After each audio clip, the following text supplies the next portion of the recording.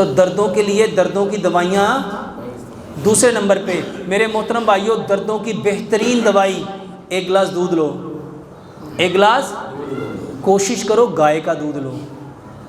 کس کا دودھ لینا ہے؟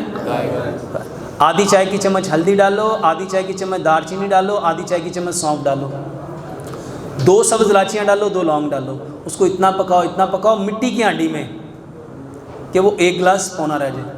اس کو بالکل ٹھنڈا کرو، کیونکہ پیارے پیغمبر جناب محمد صلی اللہ علیہ وآلہ وسلم نے گرم چیز کھانے اور پینے سے منع فرمایا۔ گرم چیز کھانی اور اچھا، جب گرم چیز سے منع فرمایا تو میرے محترم بھائیوں، کیا چائے کوئی ٹھنڈی پیتا ہے؟ گرم چیز سے بچ جاؤ، گرم چیز سے بچ جاؤ۔ سب سے زیادہ معدے کو جو چیز خراب کرتی ہے وہ گرم ہے، اور اس میں سب سے پہلے نمبر پہ جو چیز آتی ہے وہ چائے ہے۔ جتنے لوگوں کے بلڈ پریشر بڑھے ہوئے ہیں نا، وہ چائے کی وجہ سے ہے۔ 1 منٹ۔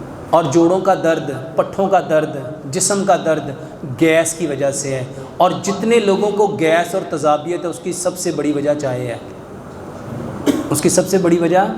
اور ماشاءاللہ کھانا کھانے کے بعد سارے کیا کرتے ہیں؟ میرے محترم بھائی، اس کو ایک اور حدیث سے سمجھ لو۔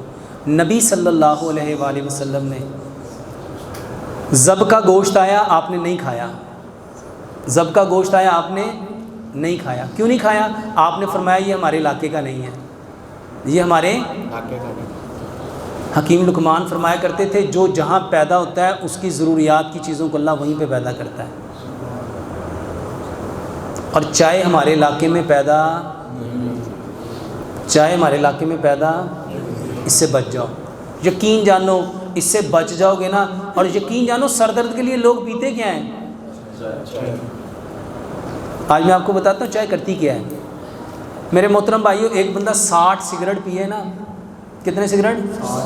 60 سگریٹ پیے تو اس کے اندر شاید اتنی کیفین نیکوٹین نہیں جائے گی جتنی 75 گرام چائے پینے سے نیکوٹین اور کیفین آپ کے اندر جاتی ہے۔